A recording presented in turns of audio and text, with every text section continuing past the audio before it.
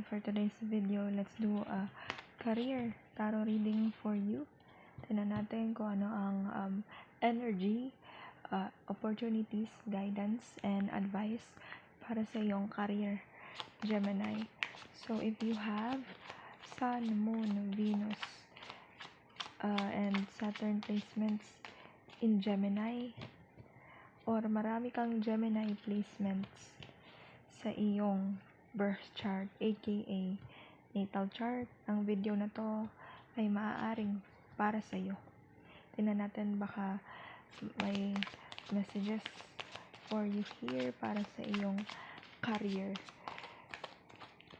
But bago tayo mag-proceed, gusto ko muna magpasalamat sa lahat ng mga new subscribers, followers sa ating mga social media accounts, sa mga nagpapabook ng private readings. Thank you guys so much. Sobrang appreciated, and I see you all. Thank you. Thank you so much. And don't forget to catch me on TikTok lives kung saan namimigay tayo ng free readings. And I also have affordable na rates sa paid readings sa live ko sa TikTok.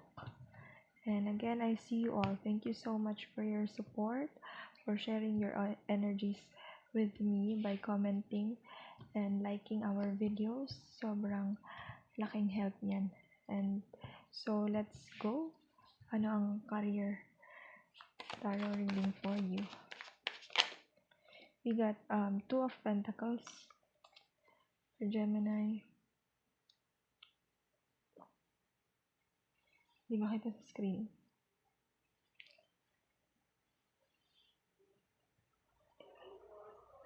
Two of Pentacles. Pasensya na sa ingay, but hopefully marinig niyo ang ating mga messages. Energy ng iyong career, Gemini. Seven of Cups. The Empress. Six of Cups. Four of Cups. And then Temperance. Ang una kong nakita dito,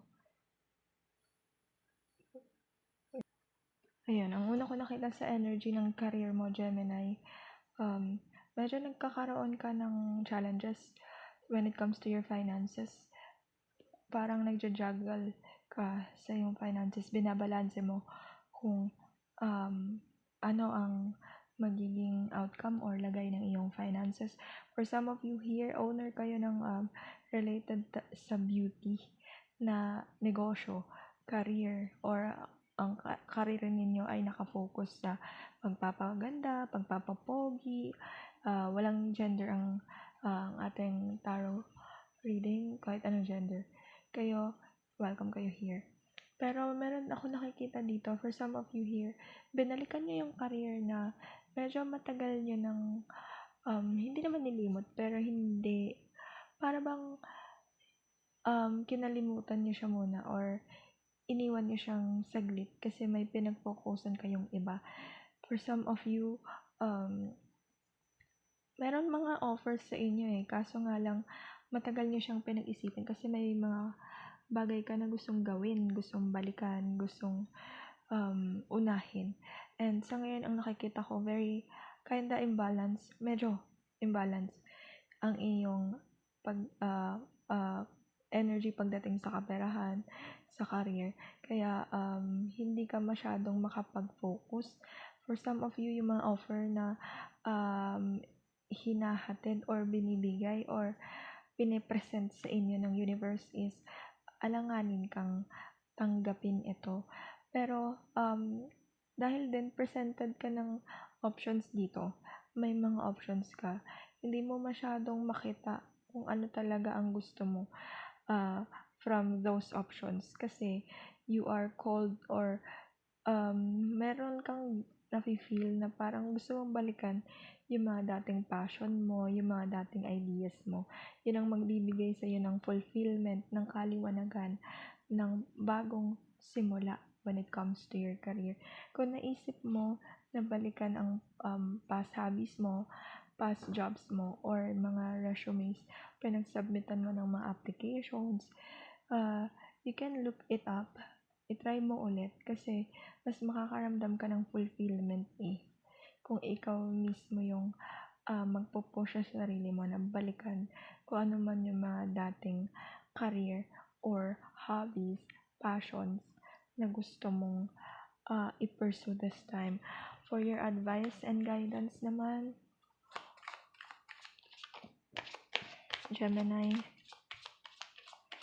advice and guidance para sa mga Gemini placements.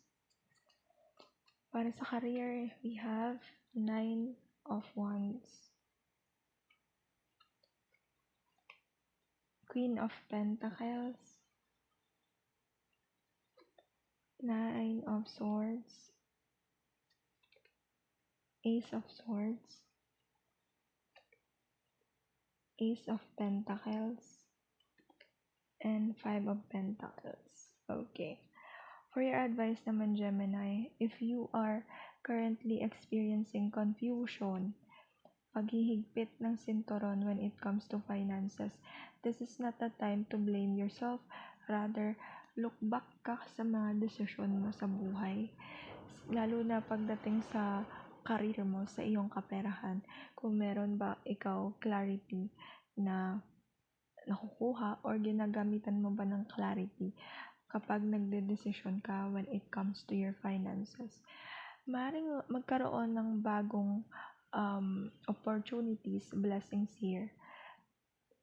May mga present na pine-present sa'yo rather na opportunities. Kaso nga lang, ikaw yung tipo ng taong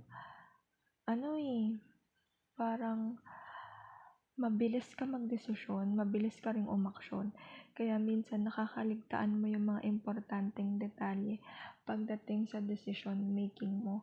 And ingat ka rin when it comes to your finances and health kasi meron ako nakikita pwedeng magkaroon ka dito ng mabagal na growth or maging health issues din. Ingat ka when it comes to overthinking pagdating sa finances kasi nagkakaroon dito ng energy of mabagal na pag-angat, maaring may healing pero hindi mo agad siyang maramdaman.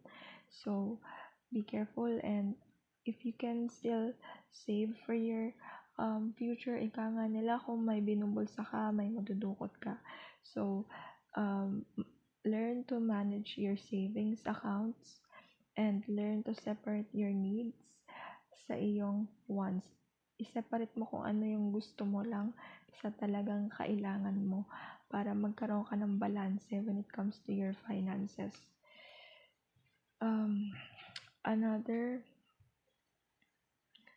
Ayun nga, ang isa pang blessings dito, maring may mga opportunities, may mga sisimulan ka, pero be careful kasi baka agad-agad din, alam mo yung masayang ang blessings kasi dahil sa impulsive actions and decisions mo, ikaw din yung tipo ng taong ang dami mong iniisip agad na mga pagkakamali kahit wala ka pang ginagawang action regarding sa iyong career.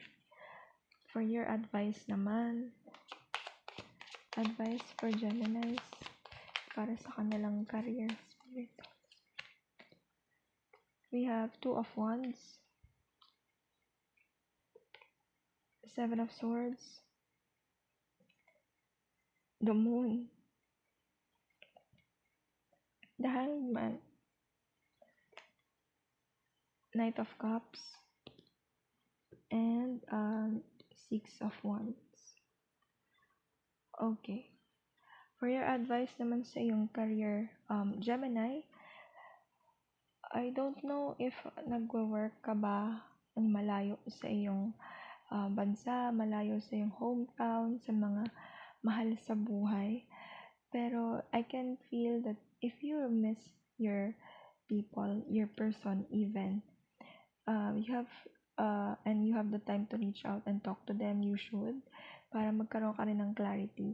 For some of you, do not share your actions your tactics, your plans yet, especially if you're still planning to do it pa lang, yung wala pa naman siyang wala pang nangyayari. Kumbaga, pinaplano mo pa lang sa utak mo, ipagdasal mo lang siya kung kanino ka mang divine higher being na naniniwala.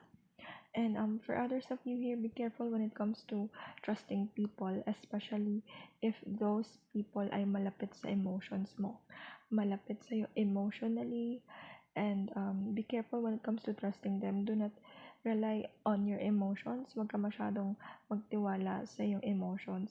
Kasi meron ako nakikita dito, pwede kang traidorin ng iyong emotions, traidorin ng mga taong malalapit sa'yo because of the success that they sense na nanggagaling sa'yo. Ayun, tahimik mo lang ipanalo yung mga plans mo. And meron ako ditong nakikita na you might feel stuck right now, pero may movement akong nakikita dito. Huwag ka lang maging immature when it comes to your emotions. Again, emotions is good, especially if we know how to handle them. But learn to distinguish, or dapat malaman mo rin, Gemini, kung ano ba yung tamang emotion pagdating sa pag-handle ng blessings, pera, at career mo. And I can see for some of you, pwedeng maka-receive ng promotions, a lot of attentions from this success na I heard evaluation. For others of you, promotion. So be careful sa mga jealous people, jealous eyes, and do not forget to be grateful. And this is your reading, Gemini. Kung nakatulong sa'yo, don't forget to like and leave your comments, energies, by sharing, liking, and commenting sa video ito. And for contact information, nasa description ng video ito. Thank you!